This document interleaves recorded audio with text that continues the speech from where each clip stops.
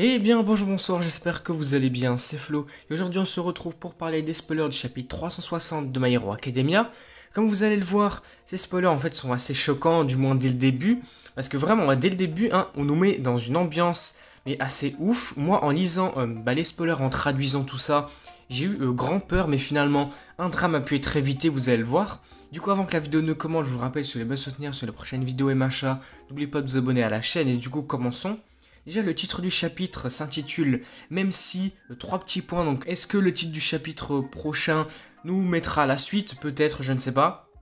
Donc, le chapitre, il va commencer avec le Tomura All for One piétinant la tête de Bakugo.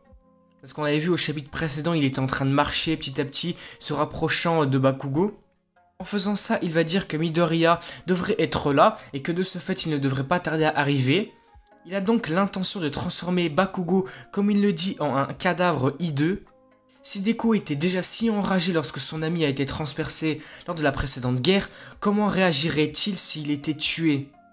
À cet instant, Bakugo active à nouveau son Panzer et tente de tirer, mais Shigaraki va le projeter en l'air avec un coup de pied et tient le garçon par le cou. Il va leur dire que peu importe le temps qui passe, Bakugo ne sera toujours qu'une petite chose insignifiante comparée au One for All. C'est alors que Nejire va arriver avec une nouvelle attaque qui s'intitule Green Peak, mais Shigaraki All for One retient Bakugo en otage, l'obligeant à rediriger le coup pour l'esquiver. Et ça va être à ce moment-là que Shigaraki va sentir dans son dos comme s'il se faisait poignarder, et il va regarder ça, il va se rendre compte que Sun Eater était camouflé à proximité. Il a maintenant deux énormes queues de scorpion et les utilise en même temps que les propriétés du poulpe. En utilisant ça, ça lui permet d'à la fois utiliser les queues de scorpion et de les rediriger un peu à sa guise comme le ferait un poulpe avec ses tentacules. Shigaraki va remarquer que l'attaque est imprégnée de poison, mais bientôt on va voir pousser un doigt-bouche qui va éliminer la toxine introduite dans son corps. Là, pour vous faire un peu une idée de ce que c'est qu'un doigt-bouche, c'est les espèces de petits monstres que All for One avait créés, avait produits lorsqu'il s'était battu contre Endeavor et Hawks. C'est notamment les choses qu'il avait créées pour attaquer Jiro. Après quelques instants, on va voir que d'autres doigts étranges vont commencer à pousser à grande échelle et il affirme que son corps s'adaptera toujours à la situation. Ça va être à ce moment-là que Mirio va apparaître et va sauver Bakugo de cet enfer de doigts, le renvoyant à Giniste. Bon là c'est bon, maintenant vous avez pu comprendre. Donc grâce à Mirio, Bakugo a pu être sorti extirpé de ce combat face à Shigaraki. Parce que comme on l'a vu maintenant avec le début des spoilers, j'ai vraiment cru, j'ai eu peur vraiment à ce que Bakugo ne meure. Vu les tournures de phrases, etc., je pensais vraiment que Shigaraki aurait pu blesser gravement, voire tuer Bakugo. Que vu comme c'était dit, comment réagirait Deku s'il venait à être tué, vu que j'ai un petit peu peur à ce moment-là. Heureusement, ça a pu être évité grâce à Mirio qui a pu sauver Bakugo en utilisant son pouvoir. Shigaraki va alors se souvenir de son visage de la dernière guerre, et il se présente comme le million, le messager garde du corps.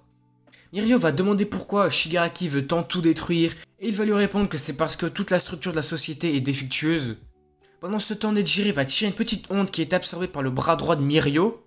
Donc là, on a droit à une nouvelle technique combinée, alliant à la fois la technique de Nejire et un coup de poing de Mirio.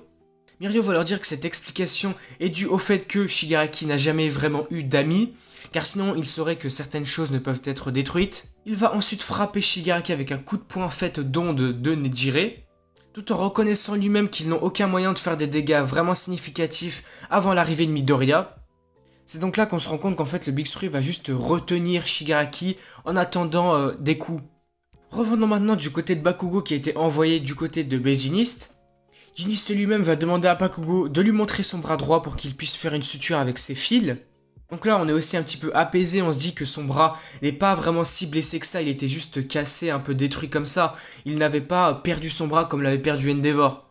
Pour peut-être comparer ça avec Izuku, on peut se dire que son bras était détruit comme s'il avait utilisé 100% du One for All.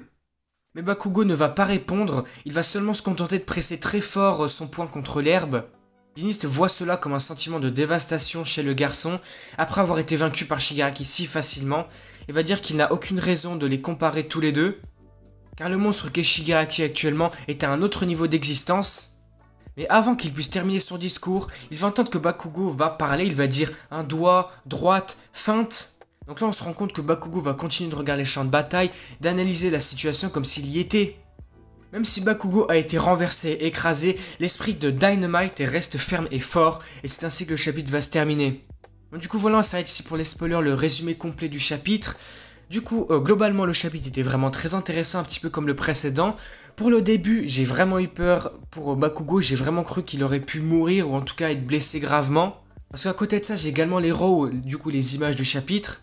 Et dessus, on y voit quand même une représentation, une imagination de Shigaraki sur ce que pourrait être Bakugo vraiment blessé en un cadavre hideux comme il l'avait dit au début.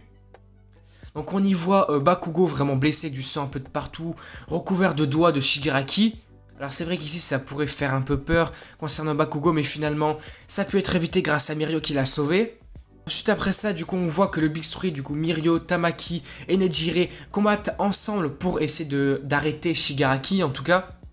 Parce que comme on l'a appris même en combinant leurs techniques, ils ne peuvent pas faire de gros dégâts. Mais tout de même, on a quand même vu des choses intéressantes qu'on n'avait jamais vues jusqu'à présent.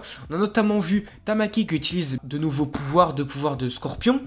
Notamment des techniques imprégnées de poison qui peuvent être très intéressants. Mais cependant, ça n'a pas pu arrêter Shigaraki car il a pu éliminer les toxines. On a également vu Nejire utiliser de nouvelles techniques qu'elle a appelées Green Peak. Du coup, reste à voir comment cette technique est représentée, quelle forme elle a. Avec ça, on a également vu la combinaison des ondes de Nejire avec les coups de poing de Mirio. Et puis voilà, globalement, c'est tout ce qui était là à voir dans ce chapitre. Reste à voir ce qui va se passer avec Midoriya, Deku. J'espère qu'en prochain chapitre, on va peut-être se focaliser sur lui, voir quelles étaient ses silhouettes, qu'est-ce qui va se passer avec le One for All, est-ce que Deku va réussir à arriver sur Yue. Finalement, Deku arrivera bien à se battre contre Shigaraki, mais bon, dans quelles circonstances ça va se passer? Donc voilà, du coup on va s'arrêter ici pour cette vidéo spoiler du chapitre 360 de My Hero Academia. J'espère que celle-ci vous aura plu, n'hésitez pas à me dire dans les commentaires si ça a été le cas. N'hésitez pas à me dire ce que vous avez aimé, peut-être pas aimé, peut-être vos théories, ce que vous pouvez imaginer concernant Bakugo, Deku, etc. sur Shigaraki et le Big Three. Du coup on s'arrête là, si la vidéo vous a plu, n'hésitez pas à liker, à commenter, à partager. Et surtout n'oubliez pas de vous abonner à la chaîne pour me soutenir sur les prochaines vidéos My Hero Academia. Et pour peut-être passer le cap des 700 abonnés, parce que là on est à 651 au moment où je tourne. Du coup ça serait vraiment cool de passer les 700 abonnés. Et du coup moi je vous dis à la prochaine.